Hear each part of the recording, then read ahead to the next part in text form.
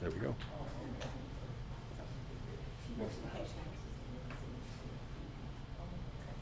So, as I said, Active Claremont only brings the best to the podium, and tonight's no exception. Tonight we have it is our pleasure and privilege, honor, and to have our none other than mayor. I mean, how do you top that? Except to also have the city manager as his sidekick. Tonight, Mayor Sal Medina and City Manager Pirrie are here tonight to talk to us about wherever it went. Did we lose something? Okay, oh, I thought there was some, okay.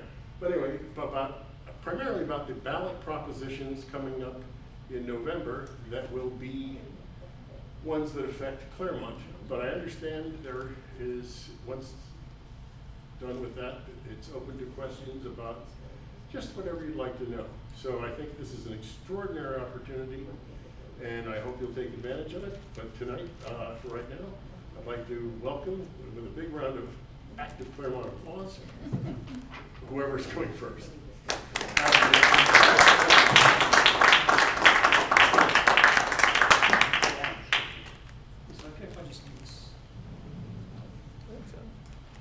Good evening, everyone. Adam, let's do it this way.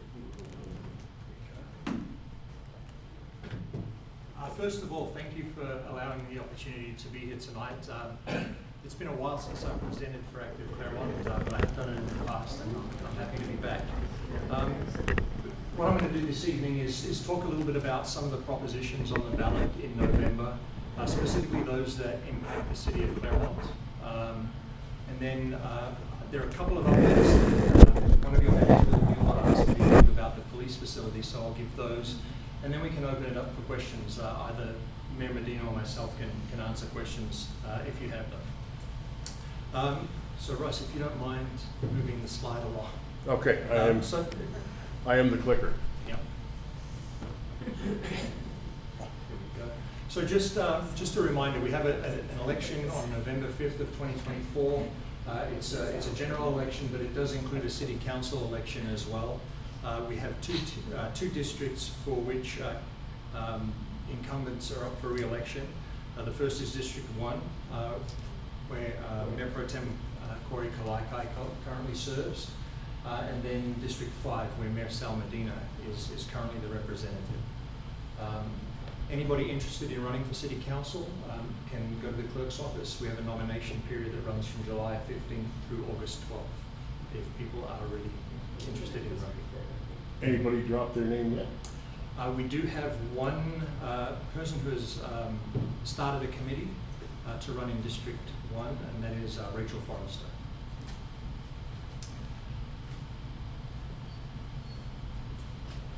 So also on the ballot in November, we have a number of citizen initiatives and constitutional amendments. We've got 7 citizen initiatives that range in topic from requiring personal finance courses in high school to pandemic prevention, the state's minimum wage, remediation for labor law violations, vote requirements for new taxes, local rent control, and oil and gas well regulations. And then there are 4 constitutional amendments that we have as well. We have an amendment to repeal local voter requirement for public funded housing projects, the repeal of Proposition 8, which is the Right to Marry Act, an amendment requiring initiatives that change voter thresholds by a supermajority to also pass by the same vote as the same voter requirement as the amendment proposes.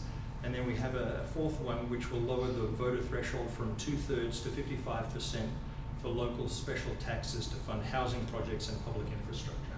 And what I'll do is just talk about the ones that most directly impact the city of Claremont, starting with the $18 state minimum wage. So just by way of background, the legislature enacted SB 3 in 2016, which raised the state minimum wage to $15 an hour by January 1st for large employers which had more than 26 workers, and by January 1st of 23 for employees employees or employers with 25 or fewer workers. The initiative on the ballot this year would increase the minimum wage to $18 an hour by January 1 of 25 for employers with 26 or more workers, and by January 1st of 26 for employers with 25 or fewer. And then after that $18 minimum wage is reached, it would be increased annually by a CPI factor. And then just in terms of impacts to Claremont, obviously we're all subject to the economic forces that are impacted when wages are increased. We provide a lot of the services that we do to the community through contract services, and two of the ones that are most significantly impacted by increase in the minimum wage are landscaping contracts and janitorial contracts. So when we see increases in the minimum wage, when we go out to bid for those services, the amounts of the contracts usually come back much higher, and then we've got to factor those into future budgets. So that's the most significant impact to Claremont from that particular initiative. The next.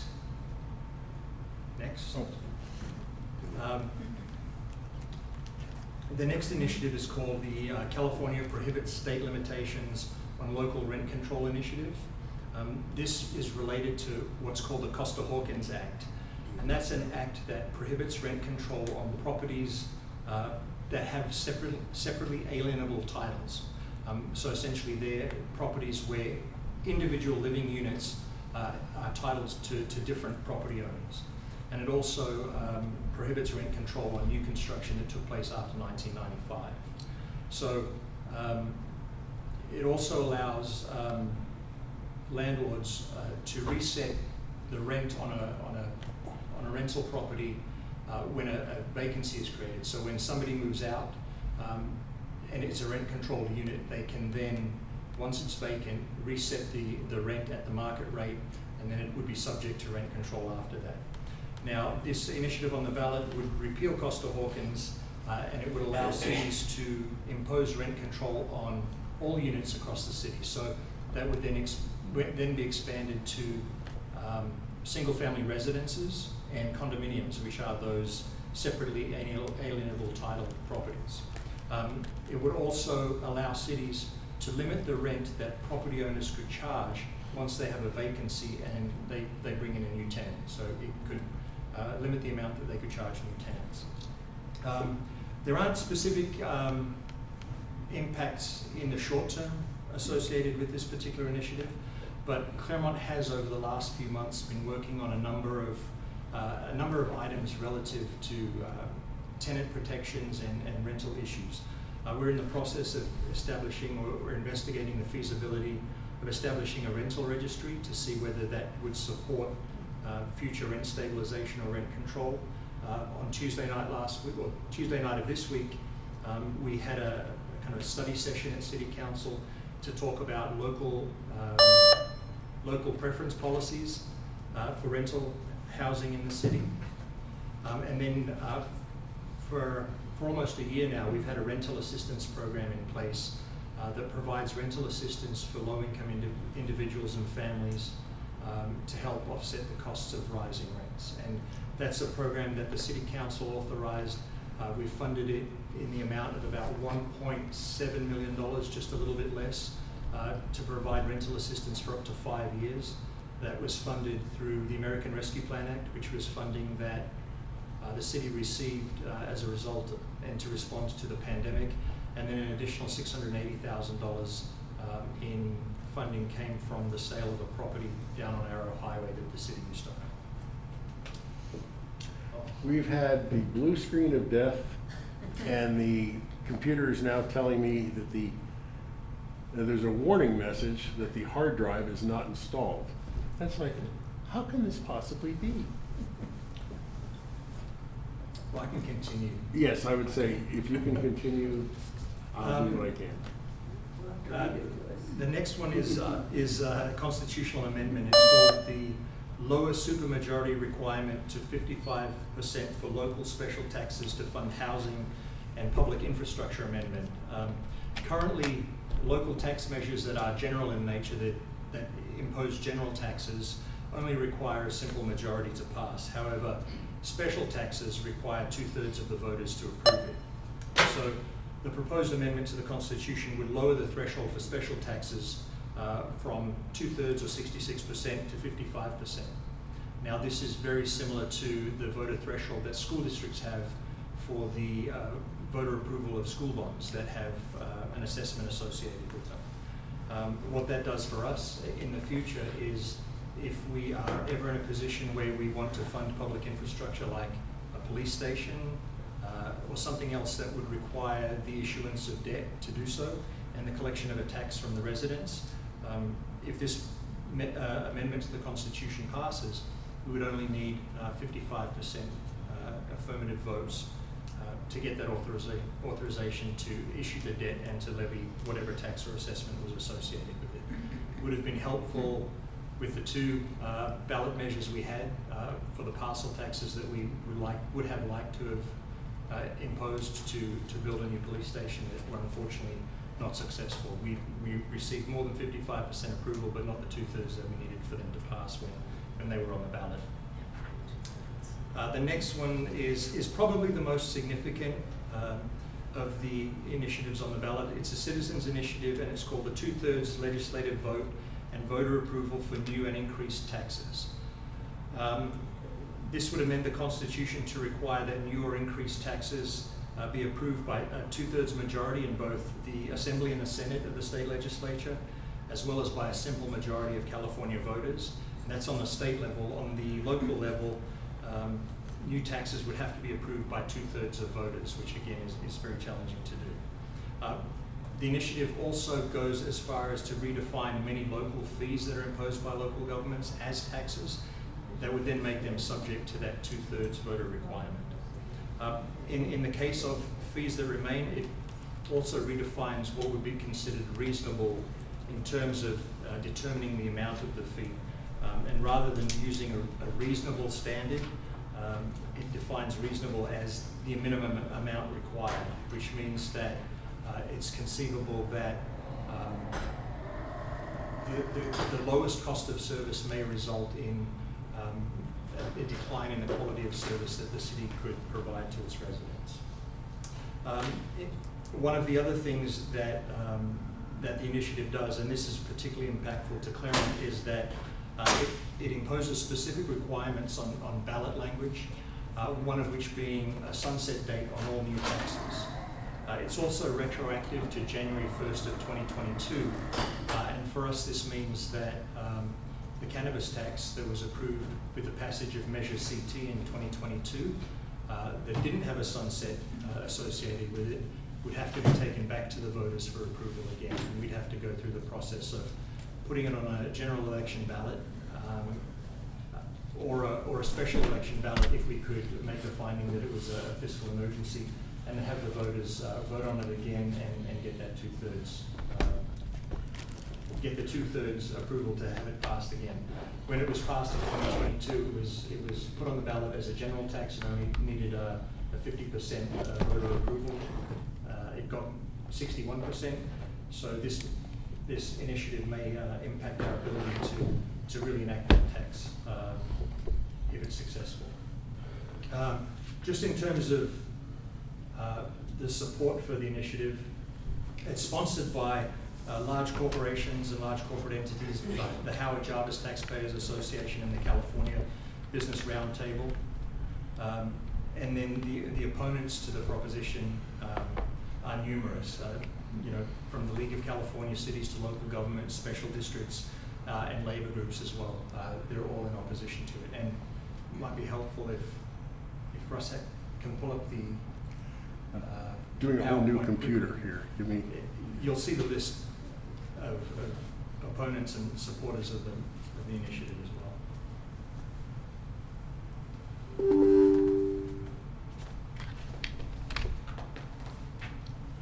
Yeah. Give me just a couple seconds. Adam, while he's working on that, just a quick question, because I'm thinking I heard what I did, but I'm not sure.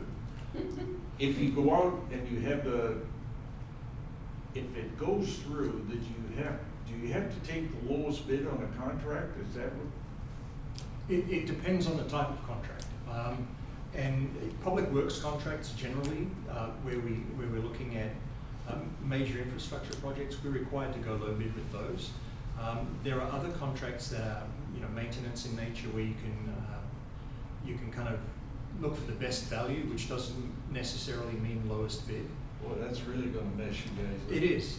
If that goes through, to me, that's just suicidal. If you have to take the lowest bid, you're not gonna get the cluck for your buck. Well, I mean, what it may do, just practically speaking, when we establish the amounts of fees that we charge to residents and businesses, we actually do a study, and it's a time study where we look at which staff will be performing a certain service, how much time they spend on it, and based on that and factoring in some overhead, we come up with a cost of service.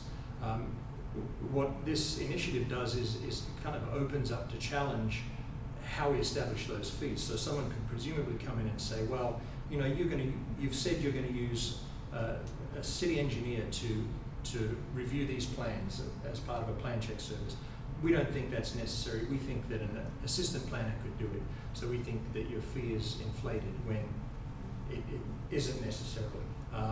One of the other areas that it could cause issues is in fees that we charge for the use of public property. And generally we can use a market rate to do that. So if we rent a room, or if we lease public right-of-way or public facilities to corporations or utilities, under this initiative, the rates that we are charging could be subject to challenge, which does a couple of things. If those challenges are successful, it reduces city revenues, but it also has the potential to tie cities and governments up in litigation with companies and utilities. Yeah. Does the city utilize CUPTA? Do you use CUPTA Yes. already? Okay, because you can do like a pre-qualified contractor, just choose who you want. Yes. Okay. Yeah. So Let's do this, Adam. This is where I think where it broke. Is there anything you need to? no, I've got that. So if we can go to the slide that has the 2/3 legislative voter and voter approval. Okay, next one. Is that one? Next one. So this just gives you an idea of the proponents of the initiative. You've got Californians for Taxpayer Protection and Government Accountability, and you've got the California Business Roundtable. They're the primary sponsor. You've got California NAIOP, which is an organization of commercial real estate professionals, and then the Howard Jarvis Taxpayers Association, who have for years opposed any tax increases. And again, almost $18 million in contributions for campaigns for this initiative. And then you'll see a fairly long list of opponents to the initiative as well.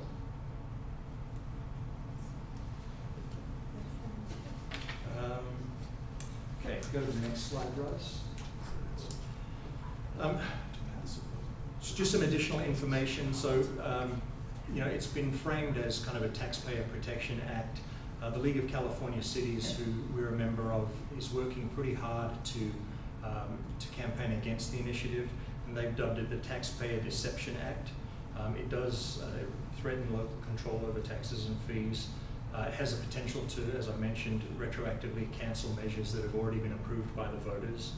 It does have the ability to reduce funding that cities receive, and takes away our authority over taxes and fees as well. Specifically to Claremont, I mentioned the potential to have to go back and have the voters readopt Measure CT, the cannabis tax. We would have to readopt it, including a sunset date, which is not something that we had planned to do originally, and that's not how the original ballot measure was approved by the voters. It will also mean that new fee increases that come before the council would have to be approved by 2/3 of the council. So That's if it passes? Yes. Okay. And which means for us, 4/5 of the council would have to approve a fee increase. And then I've already spoken about the minimum amount necessary as a requirement for establishing the reasonableness of fees.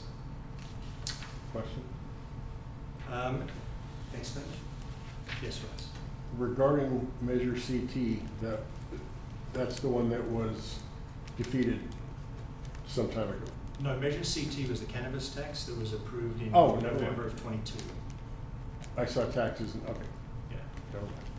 And then just one other important thing to note on this particular initiative is the fact that it's been challenged by Governor Newsom and the state, and it's the Supreme Court heard oral arguments last week to determine whether it should stay on the ballot. And the rationale for that is that the state is claiming that this is a constitutional revision, not a constitutional amendment, and as such should not be taken to the voters.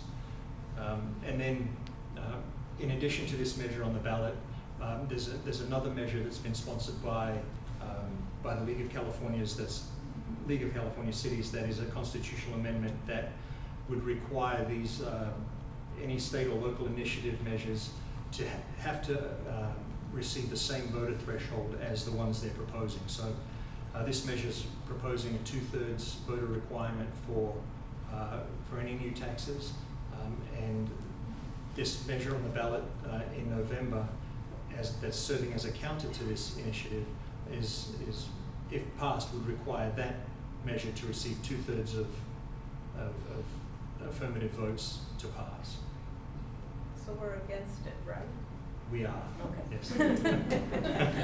Yes. That's not how they were over it. So those. You can go to the next one.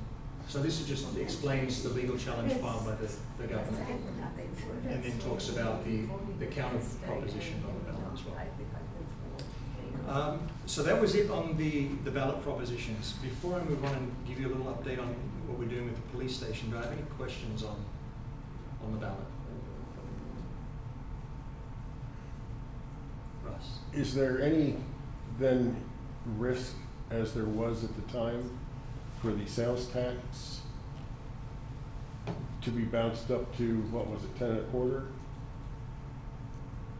Through any of all this? I missed a little bit. I just, is that something then the state can come back, take control of, and, or the county take control of and then keep for themselves, or does everything you talk about really have nothing to do with it? That doesn't impact the ability to go out to the voters to increase the sales tax, other than it would require a 2/3 vote rather than 50% as a general tax. Fair. Okay. You kind of glossed over on the rent stabilization issue. Yeah. And I'm not sure exactly, I would have to read through the lines and all the fine print, when it comes to what's what exactly. But I did hear you mention that in the case of a unit or some sort of a housing, whether it's apartment or condo, whatever, if it becomes vacant, then is it the city then that defines how much a landlord could charge at that point? I heard you make mention. The city could. The city could. Yeah, How do they define that? Which part of it? Well, how do they establish how much they can rent it by? Is it a percentage of what it had been? That would be up to the individual city's discretions. If you look locally, we've got cities locally who've enacted rent control ordinances very recently where they cap rent increases to 4%. There's AB 1482, which is a state law that caps rent increases for multifamily, and they would not be subject to the Costa-Hawkins Act right now, but caps it at 10%. So a city could presumably enact any rent control that is stricter than state law, so 9, 8, 7, 6, or anything less than the 10% that the state allows. Okay, so again, if somebody's in there, I understand. Okay, you can't raise the rent on an occupant more than a negligible amount, I would assume. But if it becomes vacant, then there's still controls in place that would. Now there are not. So what a landlord is allowed to do now is if they have a rent controlled unit that becomes vacant because somebody moves out, they can reset the rent to the market rate. Yes. And then that unit is now subject to rent control moving forward as long as that same tenant is there. What the repeal of Costa-Hawkins does is it takes away that prohibition on, or it allows, it imposes a prohibition on resetting the rent when a vacancy is created and somebody new moves in, so that you can't set it at market rate. Does that make sense? Yeah, I mean, you elaborated on it Yeah. and articulated exactly what it is. Again, it seems to be pretty oppressive to a landlord to be able to say you can't raise it above what it had been, even though it's vacant. Right. And again, it only provides the authority to cities to do that. You know, I would be very reluctant to take that before a city council. Yeah. You know, because it also expands, it takes away any restrictions on which properties that rent control applies to, and you could theoretically impose rent control on single-family residences or condos that are individually owned, when the law right now only applies to multifamily units that are owned by the same property owner. Laverne has, as you know, Laverne has 9 mobile home parks, and there's rent control there. And the rent control with the developer of the project itself, way back in the day, when they established it, they're allowed to have a COLA, and then after the COLA, if somebody moves out, most of the parks, and I say most of them, I'll say 7 out of 9 are mostly senior citizens, and they're there until they pass away. If they do move and somebody new moves in, there is a 4% increase that the developer is allowed to put on there. So that's probably more in line with what this initiative is proposing. But again, that's, you know, probably negotiated with the developers when they built the parks. And again, is probably specific to the mobile home parks and the way that they're managed. But, you know, obviously doesn't apply to single-family residences or condos in Liverpool. My personal feeling when all of that went through when I was working there was, you can't go up any more than Social Security. Because that's what we had. No. We had I'd say 95% of the people that were in the park are on Social Security. Yeah, and they're trying to make it. Yeah, and in that kind of a situation, there's a logical nexus between what you're charging or how much you're increasing rents and where the source of funding is coming from for those people to pay those rents. So that actually makes a lot of sense. Either way, it's a tough decision. Yeah. Would, if this $18 an hour business, if this passes, would that affect all or most all of the businesses in the both the old and the new village in Claremont? Yes, all of them. And you may not have this information, but like how many businesses, what would be your guess of the percentage of businesses that right now have been affected by the $20 per hour? You know what? Sal, do you have any insight into that, being a restaurant owner? Yeah, I don't know the exact percentage, but the ripple effects of that, how we felt it in terms of what our employees expected to get paid because McDonald's employees were being paid a certain amount, and to not be able to tell the employee, well, go work at McDonald's then, but to be able to keep them and keep them employed, happy, and consistent staff, we've had to raise all of our kitchen staff above $20. My dishwasher makes $20. My lead cook makes $28. And a lot of that has to do in the kitchen as opposed to the front of the house, because the front of the house is still subject to tips, and most of the front of the house will be earning $16 plus the gratuity that's on top of that. When you bump it up to $18 plus the gratuity, what happens in our world is all we do is we pass that on to the consumer, so the cost of product that's being put in front of you will automatically go up, which will automatically increase the tax line, which is generally how people tip based off that tax line, meaning they usually double the tax. So that tip that employee really makes a substantial increase, which ideally is a good thing to try to give people a living wage, but the idea of paying $4 for a burger is kind of behind us now. I think even for a BLT, I saw a place in LA was charging $27 for a BLT, and that's 3 ingredients. So I think it affects everyone in the village that has a kitchen.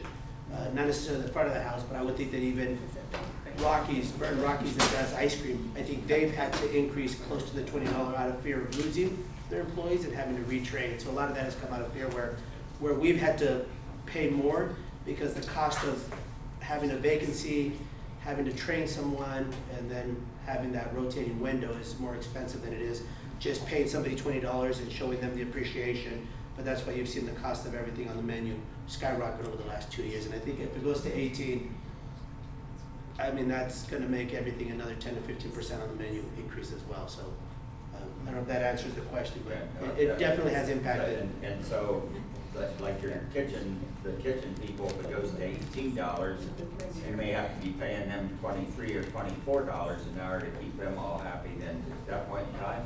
Yeah, absolutely, excuse me, sorry. Once it goes to $18, I'm gonna take an automatic, right now it's 16 and they're gonna go to 18. So once it gets to 18, you take an automatic $2 increase because although it's an increase for people that are making $16, it's a decrease or it's a pay cut for people that are making $20. So where my kitchen staff is making $20, $22, and then all of a sudden everyone else is making 16, and they go up to 18 from them, they've lost $2 an hour theoretically in terms of the cost of goods that they can buy. So we automatically jump everyone up $2. So you go from 20 to 22. So you add 10% to everyone's income. All that does to me is add 10% to everything I pass on to the consumer, unfortunately, because at the end of the day, it's not just the wages that hurts the small business.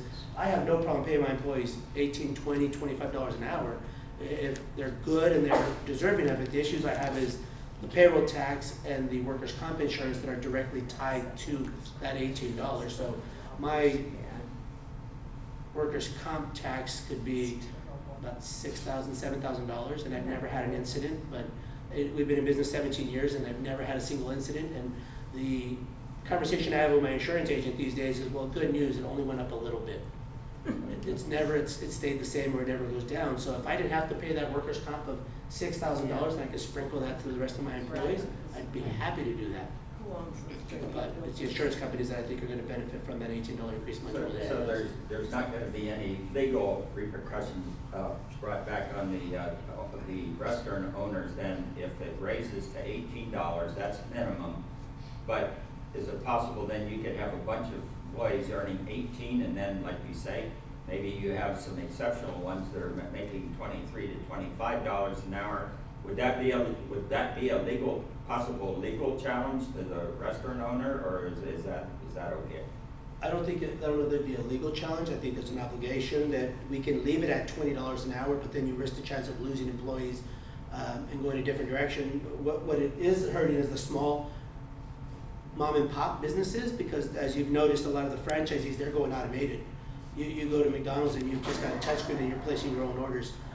But the small individuals who don't have the dollars to do the automation, we're going to be impacted heavy. And what I think it's difficult is that, again, those of you that are on fixed incomes, you're all going to get a pay cut because you've got fixed income and our prices are going to go up 10% automatically. So your fixed income is going to take a 10% pay cut when that takes into effect at a minimum, because 10% is only the minimum wage increase. We also have to talk about, again, those tax increase. So when I look at a $2 increase, which is a 10% increase of what we're paying now, I really look at about a 25% hit that I'm taking. So my prices will go up 20 to 30% on my end. So that's where I think the people that are on fixed incomes are going to notice a heavy pinch when that happens, if it happens, I should say. Yeah. So for businesses like yours and in the village and all, 2 questions. Assuming no elasticity, if you will, in unit sales, top line revenue will go up, but you're risking bottom line net going down. Correct. And with elasticity, with making everything more expensive, your unit sales may then suffer. So it's a double whammy. This deal is a double whammy to your bottom line to net income? Is that the, I think in the end, yeah, and in the end, restaurants, generally speaking, work off a profit margin of 4 to 8%. 8% being Italian and Mexican food, which tend to have better margins. 8% being steakhouse and seafood restaurants. So at the end of the year, there's a 4% success rate in terms of profit for the owners. That number could end up going smaller and smaller, and which is why you're already starting to see a lot of restaurateurs who have been in this business for a long time close, sell, or get out of the business, because they see that it's only going to get harder and harder to operate businesses. And the difficult thing is California is one of the states within the union that has a minimum wage on top of a tip salary. Other states have a lower minimum wage where the tips are actually compensated on top of that hourly. In California, you'll make $18 as a server, or you'll make $18 as a Home Depot employee, but as a server, you could end up walking out with $500-600 a night from that perspective. So it's going to get difficult for restaurants, and you're already seeing the restaurants closing down throughout the state of California. so in a farther looking perspective, loading up Claremont as if it were the endless supply food court, more and more restaurants and jobs in this range, not only probably isn't a good idea, but may not work. Would you, in other words, doubling the number of restaurants that employ people at this rate would only then dilute the restaurants that are there, but may not make them unviable as well as the restaurants that already exist. Is that fair? As a personal philosophy, I think if we focus our energy on making Claremont a food court, I think that could be problematic in the long run. Or again, you'll be paying $30 for a margarita, and that also is not sustainable from the consumer's perspective. Which is okay if it's like a 2-gallon margarita, but It's but the whole idea is that continuing to populate Claremont with jobs in that range might not be to Claremont's best interest if the dynamics you say, and we all know now that endless shrimp doesn't solve anything, does it? Thank you for getting that, by the way. So this is just another reason to be careful, is my point. Is that fair? Yep. Okay. Yeah, no, I think having the minimum wage in hospitality in the restaurant industry is a slippery slope. Having a minimum wage that increases the individual's ability to earn somewhat of a living wage in other industries makes sense, but in the hospitality, it's unpredictable. And again, you're already seeing the price of your cocktails, skyrocket, and more people are starting to now, after the pandemic, say, well, I'd much rather just eat at home. I'd much rather drink at home, because you can make a margarita at home, you can make a great steak at home, and people are now, what we've noticed post-pandemic is people are dining a lot less than ever before. People are expensing a lot less because corporate expense accounts have also gotten tighter. So in years, restaurants would work on expense accounts that companies would come in and spend lavishly. That's not happening as much.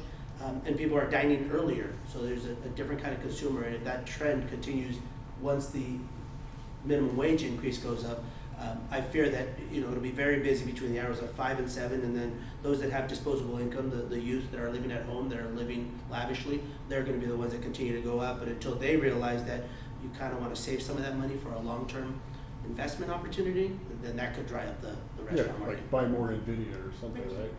I think quality in restaurants has gone down. I'm sure we all feel that if you're gonna pay more, you want quality. And I think it's kind of disappointing when you're willing to support people to make this amount to pay rent and to live, but whoever is running the restaurant or whatever cuts somewhere else. I agree 100%, but that has to do with the dollars increase. When that goes up to 18, you go from, we don't do scallops anymore because scallops are too expensive for what I have to put on the menu.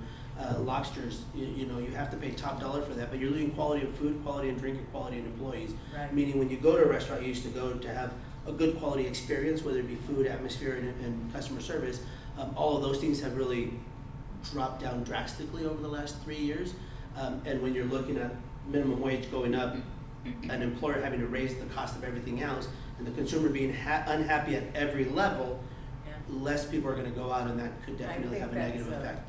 Effect, yeah. But when you go to a restaurant to eat, you don't know how much the employees are getting paid per hour. I mean, I go to restaurants all the time because I don't cook. I don't know how much the servers are getting. The way you treat the servers, how they treat you, and you treat them with the tip. If you get good service, you give them a good tip. If you don't, they get less of a tip or no tip.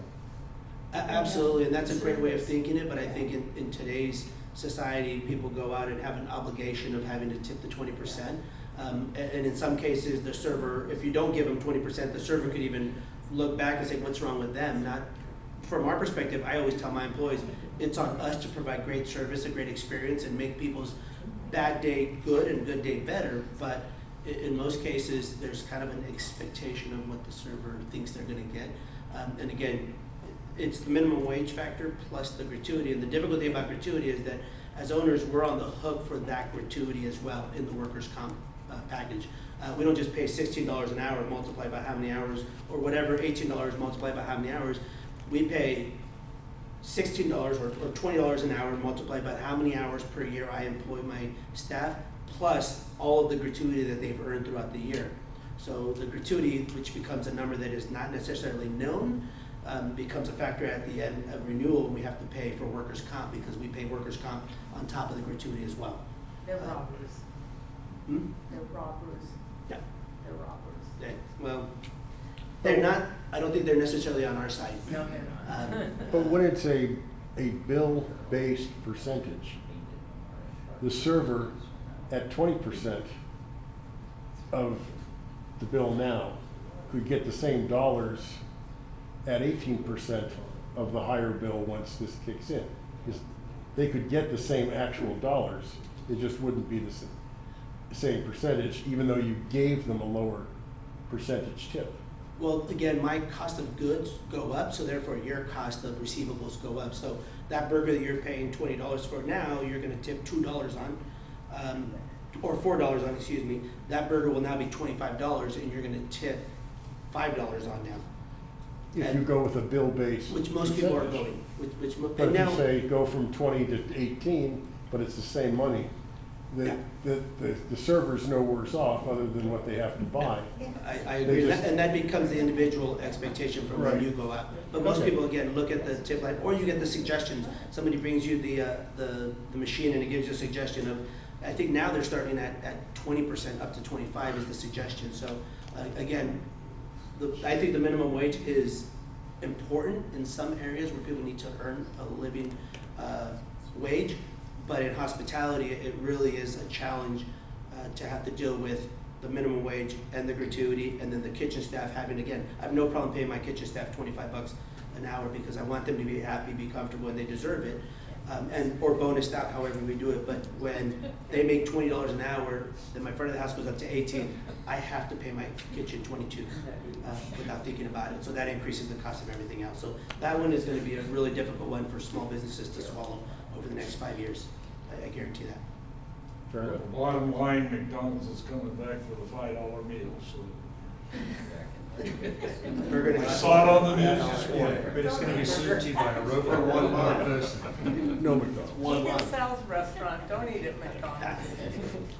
Yeah, hopefully that gives you guys a little understanding. Again, I'm not opposed to the $18 minimum wage from my perspective because I think people deserve to have a living wage. I'm just nervous of how it affects other areas of that increase, especially in not just hospitality as far as restaurants, but whether it be your valets or your other service industry spaces. I was just wondering, like, not in the city, of course, but in the neighboring city of Pomona, where they have street vendors, are they subject to the same, no? Street vendors are subject to a very soft permitting process if they go through it. I know Pomona has a permitting process in which if you're a street vendor and you're gonna set up, it's like a $50 permit process. Unfortunately though, the street vendors who set up after working hours code enforcement isn't out there at 10 p.m. checking to see if they have that there. I struggle with street vendors because the idea of having them is to be able to assist people that don't have an opportunity to earn any living at all. But what I'm noticing now with some of the street vendors is it's some of the restaurants who have a permittable business just going out and purchasing everything, set up a street vendor and not have to pay rent, not have to pay taxes, not have to pay a minimum wage, and it's all cash business. So some restaurants are now setting up street vendor shops because they can take home $2,000-3,000 and it's off the books in some places. The interesting thing with street vendors is also that although they're subject to the same health department rules, the health department comes to a brick and mortar restaurant and finds issues, they shut them down. Right. But with a street vendor, if they have violations that the health department identifies, they just move somewhere else and can continue operating, which is a real challenge. What would you like to do? I'll leave it for your show. More here? So any questions on the ballot? Okay, so I spoke to Bill Bueller on Tuesday night, and he mentioned that some of you might appreciate an update on what we're doing at the police facility. So there are two big projects that we're working on there. The first is looking at the seismic structure of the building. We have a contract with a consultant who has already identified the scope of work to bring the building up to seismic standards, and that's not a small cost. Their engineer's estimate is about $1.1 million, which is a lot of money. It's actually less than what we thought it might be. But that work, doing that work also triggers some ADA improvements that will need to be done. So they're now doing a second phase of their analysis to figure out what ADA improvements also need to be made to the facility. And for those who may not be aware, ADA is the Americans with Disabilities Act, so it's making sure that the facility is accessible for people with disabilities. So once they've gone through that second phase of their analysis, they're going to help us put together a scope of work for us to bid out the construction portion of the project to improve the seismic structure of the building and then make any improvements to comply with ADA. So that's something that we're working on, and then concurrently with that, you're all aware through some of the presentations you've probably received from the Claremont Police Foundation that we're in dire need of a women's locker room facility in our police department. Now, when our police department was constructed in the 70s, I don't think we had any female police officers. We now have quite a number. In fact, I mean, we may be approaching 50% of our sworn staff being female. So we also are working with an architect at the moment who is looking at the structure to see where it makes the most sense to construct an addition to the building to house a women's locker room. We started off looking on the west side of the building in the parking lot and have determined that because of utility conflicts, egress and entry conflicts, getting into and out of the rest of the facility from an addition that would be added on the west side, it probably makes more sense to construct it on the east side of the building, right by the rear gate to the parking lot. So that's what our architect is working on right now, is coming up with a plan for how we do that on the east side of the building rather than the west side of the building. We've also had questions about how we're going to fund the construction of the improvements, both the seismic and the women's locker room facility. We've got some American Rescue Plan Act funding that would be eligible to use. We've got about $2 million left of that. We've got some funding in our equipment and facility reserve. We also anticipate having a general fund surplus this year that could help fund it. We did have, I mentioned earlier on when I talked about our rental assistance program, the fact that we had funding from the proceeds from a property sale. We allocated $680,000 of $3.4 million that we received from selling a property down on Arrow Highway. We still have about $2.8 million left of that money that could be allocated to capital projects like the construction of the women's locker room or the seismic improvements. So we have a number of options for funding the construction when we eventually get out to bid and get good bids on constructing those improvements, and we're really committed to making sure that those happen. It's important that not only is the facility safe for the people who work there and volunteer there, but also that we provide equal facilities for our male and female officers in terms of having the same sorts of restrooms and locker room facilities. So. Russ. Okay, so from renovating houses, I know that at some point you can continue to put additions and fixes and everything on a house, and it's never going to come out as good as if you just built a new one. Two questions. If you didn't do anything further and just sold the police department building property outright as is, about how much would you get? And we have a real estate professional here that could speak to that. He agrees. And because I've already asked the Holiday folks, wouldn't the new business park be an ideal place for a brand new police department building facility that would incorporate all those things, having the additional advantage that the last time they looked at updating the police building, they wanted to put in a gym, and people went crazy because they, it was like, wait a minute, what do you want, our officers to be in shape? What are you talking about? Forget it. Well, you'd be right across the street from the Claremont Club where a, let's say, non-cash incentive could be given, and you'd have the gym of your life over there, right? So you basically take a property that is likely too small no matter what you do.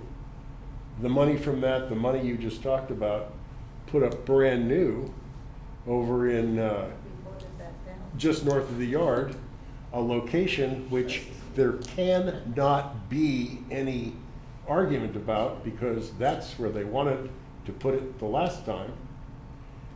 Is that being considered?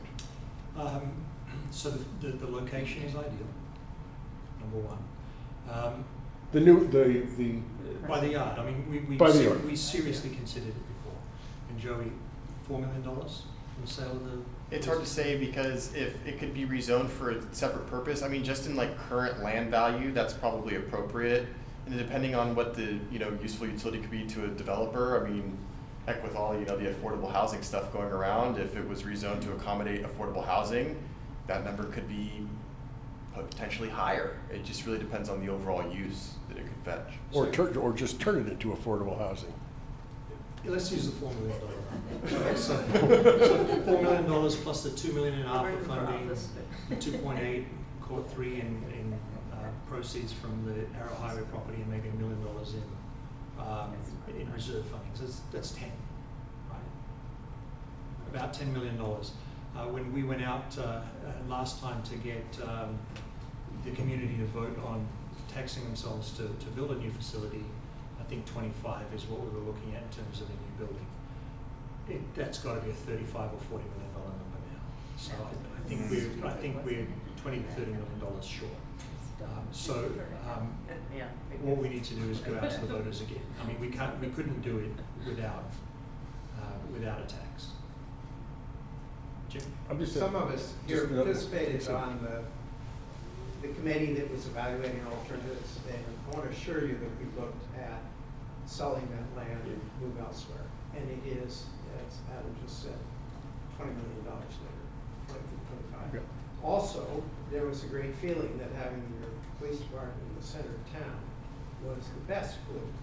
In fact, Chino, they built a super expensive police department that we went and visited, but it's far away from the center of town, and now the police department wants a new one in the center of their town. So, anyway, I just want to make sure, I'm really happy to hear that we're going to take care of the seismic, and the women's locker room. And I think it was very popular. It was 58% of the vote for people to say we pay the $25 million. So this is gonna come in way below that, and it's gonna have the key benefits of the women's locker room, which, by the way, I have the impression, Adam, that it's not just the sworn women, but there's a lot of women on your staff there. Yeah. And they have to use the restroom, and they have to have a locker, you know, they have, so there's a lot of women that need to be taken care of. So I think it'd be very popular in this town myself. Yeah, there are a number of uniformed, non-sworn female officers there as well, or And I'll female make staff, yeah. one last comment, and that is that the colleges pay nothing towards the annual operation of our police department. And they promised $750,000 last time, which I thought was, you know, embarrassingly small. We really should count as a city on the colleges donating some money towards this, you know, at the police station. And I think they would want to have that public posture. And we found out that this, maybe people don't know this, you know, the security people in the colleges, whenever it gets to where they don't know who the person is, they're not cooperating, there needs to be an arrest, they call the Claremont police. And the Claremont police always send two because there's going to be an arrest. So it's not like a normal service call anywhere else where I'm just going to check. There's about to be an arrest, I need two policemen here. And of course, now with all this college difficulty we've been through recently, you know, there's no question our colleges need our police department. And they're getting by. Yeah, especially in light of contribution. Yeah, in spite of, especially considering some of the events of the last month or so. I mean, we had a massive response in the beginning of April to make some arrests at Pomona College. And if that doesn't tell you that they aren't equipped to handle some situations that happen on their campuses, I don't know what would. They can't even get the students to tell them who they are. I mean, that's part of it. You know, students were just masking up and refusing to identify themselves. So your campus security doesn't even know if this is an off-campus protest. But they don't have to identify themselves to campus safety. If a police officer asks them, it's a lawful order that they have to comply with, but campus safety don't have the same authority. But it is in the rules that students, everyone on the campus are supposed to identify themselves as campus safety, and they didn't do it. Yes. I have a question a little off topic. Has the city paid off Golden State Water? Is that gone? No. We're not still yet. paying them? So yes, so we have a settlement agreement with Golden State Water where we are paying them over a number of years for their legal fees. And there's a $5.8 million principal amount that is outstanding. And every year we make about $234,000 in interest-only payments. And that was for a 12-year period that began in about 2017. Right. So in about 2028 or 2029, once we've made principal-only payments for 12 years, that $5.8 million in outstanding principal will be forgiven. Oh, hallelujah. So we'll end up making over the 12 years about $4.8 million in payments to them. Wow. Wow. One of the things that we did, Councilmember Reese and I sit on an ad hoc committee, the finance ad hoc committee, one of the things that we talked about this year as well as last year, since we did have a little bit of surplus or a very robust financial position, we asked if there was a way we could make a greater payment to Golden State with the possibility of them reducing the total amount owed, and in both cases they turned back and said no. The payments are going to stay the same, and the payments are going to stay at the terms that are originally set. So we looked at a way to try to reduce it a little bit by having additional funding, better use of funds, but Golden State They won't budge. they won't Well, budge. one of the important things to understand is that in exchange for that, the payment plan, the settlement agreement doesn't allow us to file an eminent domain action while we're making those payments to them. So for that reason, they're not going to Boy, allow us to pay for that. they got us, didn't they? We hired the wrong attorney. Right, well, wasn't Can the I answer best. any other questions? No, Sal, then, I'm sorry, Mayor Medina, did you want to Did you have a presentation that you'd like to? No, this was the Adam show, it was just the eye candy. I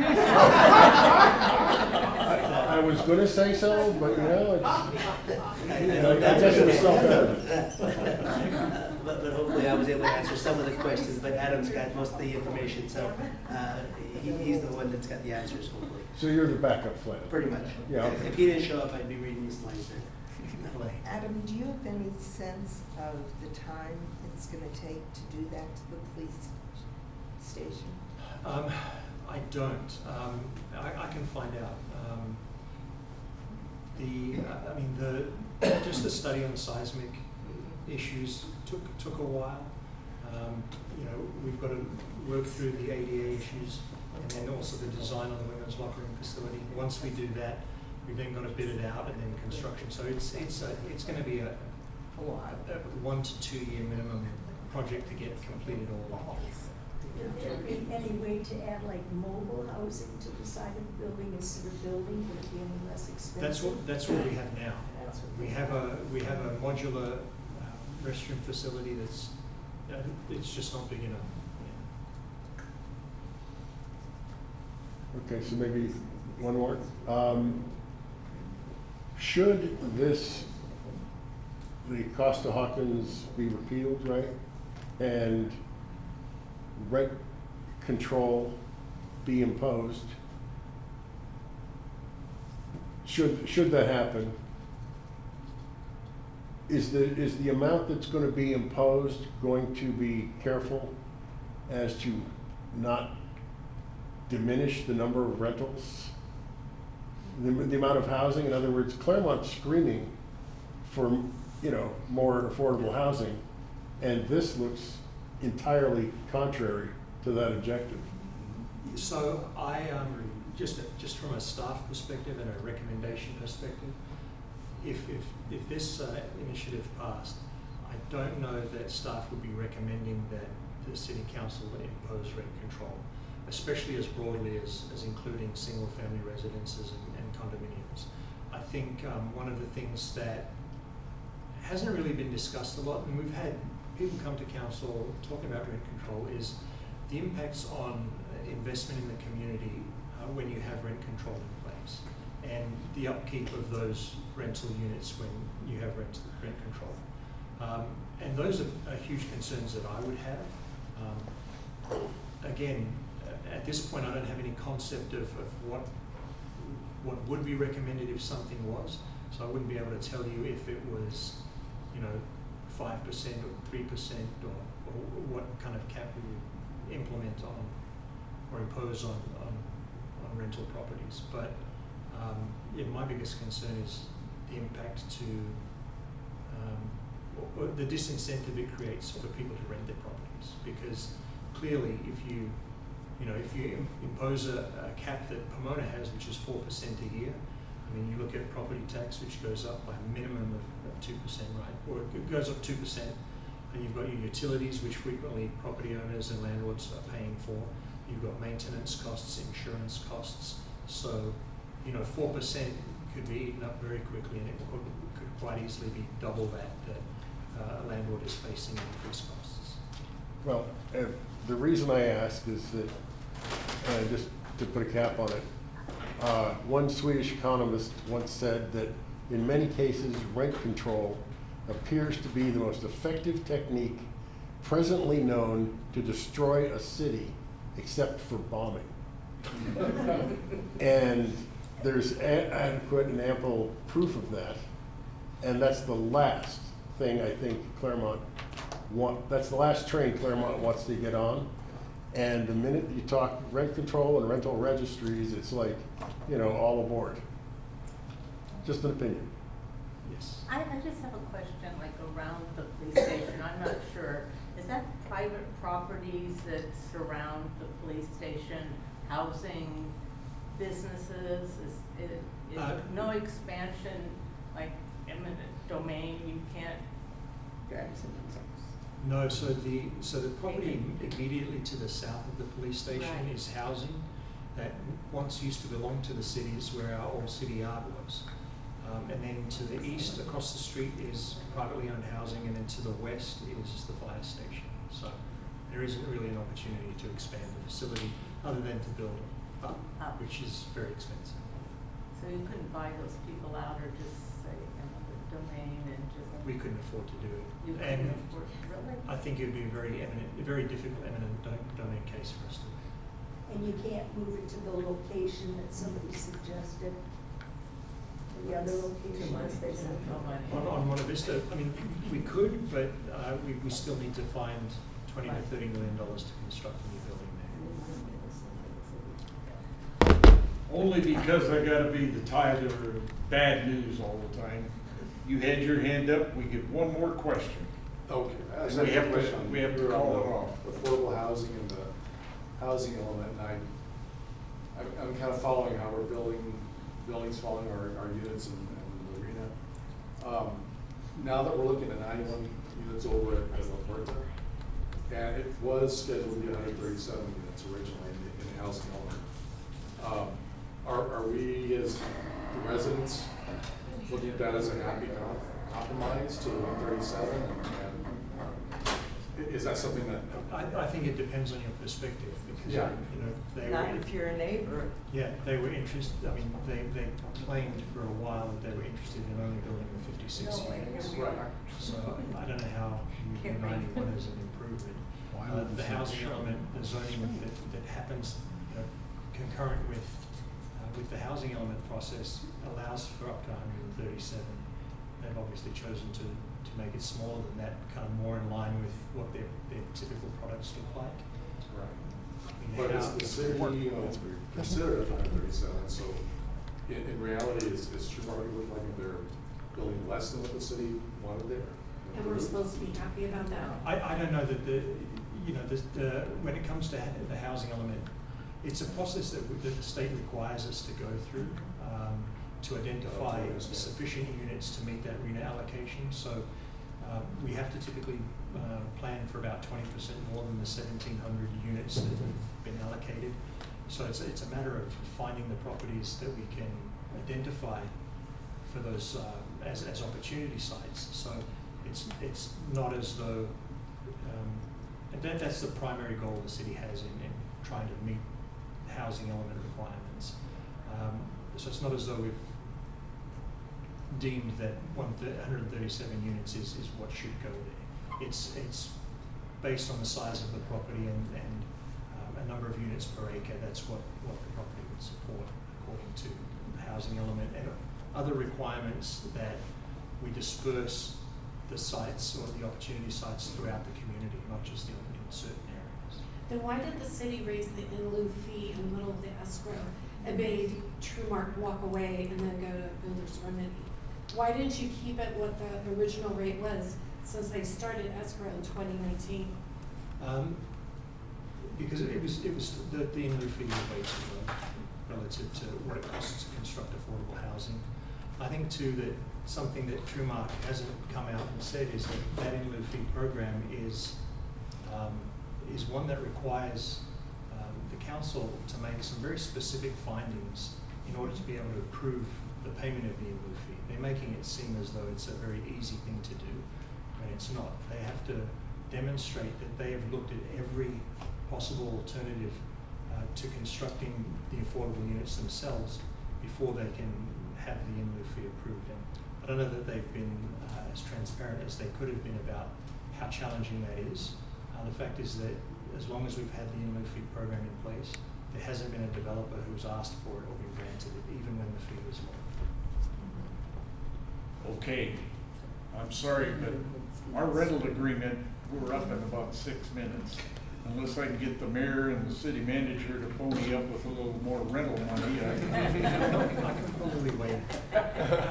I will end it with this. Adam, I think, and I'm on the outside, I live in Laverne. I'm on the outside looking in. To be honest with you, you do one hell of a job. You go across the board on I feel I could say that because my family is pretty well tied in Claremont. My son has his business here and he's got 4 pieces of property outside of that, so he appreciates, I know, what you guys do, and you're doing one hell of a job. Thank you, Brian. I'm not taking over for the president. The No. president is very busy here at the computer trying to make it work. Well, try to keep the, I'm gonna write a very strongly worded letter to Mr. Michael Dell. And thank you all for having me tonight as well. Thank you. Thank you, Sal. Thank you. Thank you very much. I want to say that I appreciate even more than that your insight as being a local business owner. I think that's that perspective, at least for me and maybe to the others here, counted just as much. You took all our questions. We didn't hurt you too bad, right? So I want to just again thank you all, and thank you all for coming. I beat the computer into submission to show the fabulous new Claremont website, and if you'd like to stay before they throw us out, fine. If not, I understand if we really have to vacate, we won't have time tonight, but it's your choice, okay? So with that, meeting adjourned, and again, thank you very much. We'll be back next month. If any of you want to give me money, I'm up here. Thanks, man, appreciate it. Thank you so much. You're gonna have me at the end of the last meeting. Eight people before you spoke the second time. So many people joined. Oh, He's busy, but you know what, Rusty added to the atmosphere on Every single person. I understand, I just thought there was no. Not a whole lot, more of, not much as but in terms of the information. So I think all of the board member bios are up now. Yeah, more pictures for the board members. So nothing substantial, revamping, just adding, I need to go, I don't want to. No, it's not a problem. And the goal is that we'll make it the next board meeting anyway. My That's good. latest I'm glad you take a big job coming. is that Well, you know, I don't have to get me out of the house. Having a card. Oh, I have your email now, so I will probably bust lottery. Oh, It's one of these things where it's death by housing. It's not a big one. There's a lot of a little, this professional profile on this website that I got updated. Now I gotta update this too. I gotta do this part of my church website. Updating the QR reading. None of it's monumental. It's just a lot. So it's a little bit of a lengthy process, but I just, Be out there. I need to get hold of a couple of eccentrics. and I don't want to. And it was not this, it was Certainly not. This is the first. You take care. You too. Because I've been doing things for like 5 years now, and hopefully I won't be doing it again.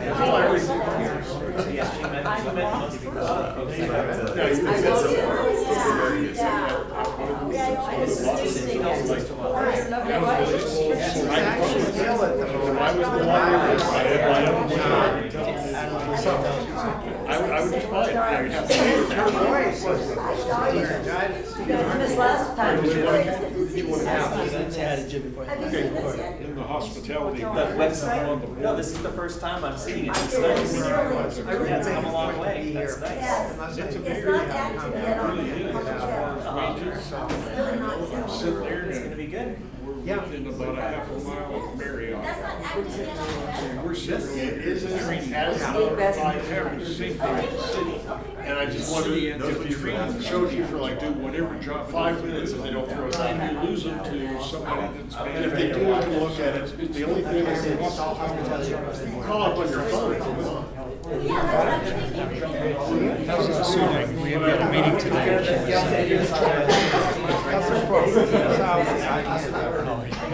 She was supposed to come see me today and have a meeting. She doing okay? She did cancel. Oh, but I told her wasn't feeling well. Russ, we'll talk about later. And a few of us, Had like we 2 lost, or 3 I weeks lost to the get elections on this this. way. It's going around. They'd all be upset with one wall, and then. You know, they at changed it, night, they'd all Memorial disappear in the next Service. election, so. And then, you know, Well, at least we had a computer that worked. That's nice. Barely. Including Bob Rick. It's like, dude, what? That sounds terrible. This is Claremont. What are we buying here? then we have presentations on it. So that's where this came from. So this year actually, about 30 years. Yeah. Anyway, so he's waiting. 30 years. Anyway, so Well, that's what I heard. yeah, she wasn't too happy that I was. That was, It's my dad's I guess. so Did you eat at Corinne's house? Very good. Hey, can I have this? I am. I'm trying to go You're such a good person. Jack You're such a good mother. safely. Yeah, you are a good mother. It's currently in use, so I have to shut it off He before I does can. not know how lucky he is. Okay. Oh, close PowerPoint. If you close PowerPoint, it'll let you. Yeah. Coordinated with her voice. That's right. At least it should. Talking to people about noise again. There you go. I enjoyed How did I get Outlook open and all this other crazy Consider her stuff? background. You restarted? Probably it's. No, it's a whole new computer. Just one of those? Yeah, well, that they both are, but the whole thing is like, dude, it just went dead in the middle of your presentation and said the hard drive was no longer installed, and I'm like, really? How do you get it so that stuff just works? But anyway, it should be good. Yeah, one of my guest people has. There you go. And thanks again, man. You always do a great job. My house is right on the corner. All right, I'll let you buy. It's right, it's right. Take Thanks a for water coming, on Adam. it. Good to see you. Anyway, she couldn't talk, and so she had this notebook, and she had pages like, thank you for visiting her, that's what she's doing, she's sitting there at the turnstile, and like, that's what she's doing to her customers, so I'm like, okay. All right. Because that's like, if you don't Good call on the audible with the computer. Nicely done. I just, well, it said hard drive, the blue screen that said hard drive no That's no longer good. installed. Like, That's no good. there was no mouse, there was no shit. There was I no know. I saw button. that. And I was like, when I saw you hit the mouse pad and nothing happened on the screen, I was like, this is not good. Not good. So I, Not good. anyway, so here's the,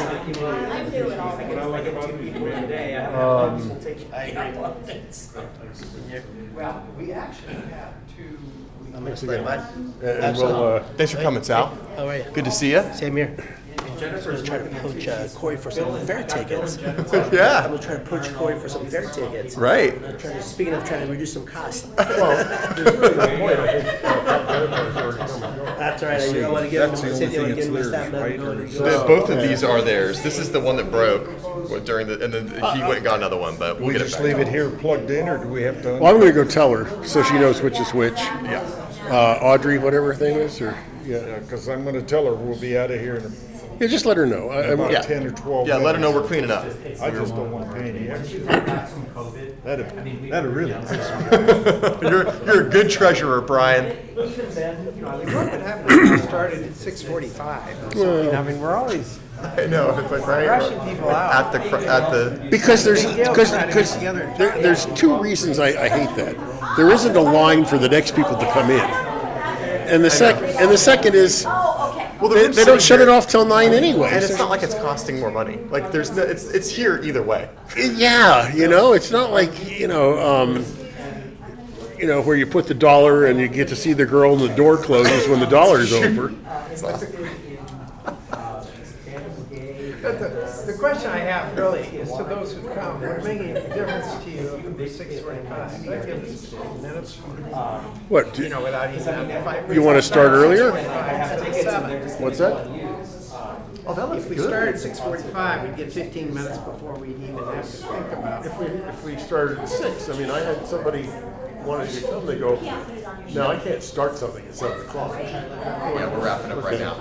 Yeah. Anyway, I don't know. I'll be out of here in just a little bit. It could be a question. Do we have to wait till 7 to start? Sure. I think it's just always was because Why don't you just start at 7, some of them start at 6. this is Okay, on that's sort of what I was Saturday. thinking as well. Why don't you just text me or send me a message of whatever you want? Yes. I'm sorry, you wanted to see the things on the videos? Excuse me? You wanted to see on the website about the videos? Well, he was just asking if they were on there, because I'll go home and get it. Well, not only are they on there, Like I said, that'll get you. they're all on a page, Oh. and if you click down, That looks good, Russ. each one has its own little box, right? Oh, cool. On the left, it tells you what date it was. In the middle, it gives you the thumbnail that Joey puts together. Right. Thank you, thank you. Thank you for your wonderful presentation. And that's okay, it was all Adam. Well, I know. You can take some credit. He That's has the okay. answers. He should have the answers. That's what he's our city. That's what we pay him for. Well, I'm learning a lot now, and I love what I'm learning, so this is great. Anyway, and on the right, it's, you know, who the big stars were. But Okay, yeah. But what you do is you touch the arrow. Uh-huh. And it starts the video. There it is. Oh, okay, great. And then if you go to YouTube and search Active Claremont, you can see on there, too. it. Oh, It'll here, pop right up. hold on. It's even better than that. Watch this. Yeah, but that's not all. Click here for all Active Bingo. Claremont videos on And then you YouTube. can see our whole archive. I love it. Watch this. You'll see. Russ has been very busy. That's Now this is where he's put everything. Yep. And this is okay, why. so this is the YouTube page. Yeah, this is Yeah, the and this YouTube is page. why it flips me out. Everybody says, "Oh, I can't find it. I can't find it." It's right. No. And I'm like, it's there. No. And it's mostly in order. It's Mostly not in- completely Not Well, exactly. I wouldn't in know order. the difference if it was. Well, it says except for the dates, kind Well, of the tell you. dates. Yeah, Yeah, because yeah. you can't rearrange them, so like it's in the order of Okay. upload. Okay. And okay. so like sometimes we get a little bit out of order Okay. because like, oh, we lost this video and then I had to find it and then re-upload it and then so but for And, the and most people part, are always That's okay. barking. I'll there. forgive you for that. and they're very well labeled.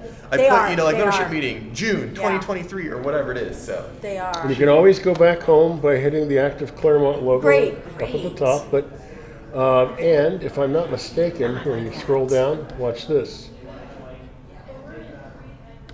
Facebook. there we go. Awesome. Okay. It takes you right to the Active Claremont page. See, you've made everything easy. Now, and here's the part I was hoping people were going to really like, but they already left, so screw it. Where is it? Oh, and that's where I become an active Claremont member if I want to. Awesome. Yeah, well, there's a sign-in sheet and all that, Awesome. but it's like here's all about Active Claremont, right? And there's another page here. I think I got it. I hope I got it right. There we go. Here- Hey. So now we have. Watch this. There's Brother Joe, Here I am. Bill, Oh, I know Bill well. Brian. John, that's great for John. That's great. And that was made by AI. Yeah, that's Oh, was it really? I had about it. I had it go around and around a little bit to get it to do it the way I wanted because I said I want an older gentleman that's dressed as a coach, but you know, and I want. That actually looks like him. it's like I would know who it is if it was. I just met him tonight. and I But he's know. got the ball hat with the name on it, and he's got the Claremont badge and the Active Claremont badge. You're doing amazing. Now, but the one I thought she would really like, and she left, which is too bad, because I didn't have anything on her. I got the Active Claremont mug. That's good. Was Tina, and because I had showed her a picture that I would have had to pay for had I used it. Oh, okay. Okay. And the idea was, she goes, you know, it was a cartoon of a young secretary, right? Uh-huh. And she goes, "That's perfect, leave it," right? Of course. Right in your office there, right? Yep. And I said, well, okay, but then I realized it was when if I actually publish it, they could come back and go, "We need our Yes, royalty." yes. Yeah. So with AI, That's amazing. I go and it's the Microsoft Pilot. Oh, okay. You go in, it's like, draw me a picture of You tell it what you Whatever you describe what want. you want. verbally. I said, draw I me a think that's pretty picture darn good. of a secretary taking notes, is what I put, with a coffee cup an oversized coffee cup that says Active Claremont on it. And I sit back and a little thing spins for a while, and then it pops up with like 4 different choices, and then it says, oh, should she have glasses? Should it be this? And it gives That's you. really cool. And then in the end, That's you get that image. AI, yep. You get that That's image, beautiful. which couldn't, to me, be much more perfect. Yeah. For, And you can tell it like, oh, in this style, like you'd be like, oh, do it in the style of Pablo Picasso. And it'll do really? it. Yep. oh, if I just wanted like this that. to be Nice. to look Yeah. like a and you can tell, like, a oh, just- Rembrandt, or I yeah. wanted to have this look like. Yeah. Or you can say make it look hyper real, and it'll look like it's a real person. It's As You much can as also I'm have it- afraid of AI, and you can it's have it pretty do it in cool if it's 3D. stuff like that. yeah, all sorts of The stuff. only, well, there is the problem, and there Oh, are artists This would who be good to stop. don't have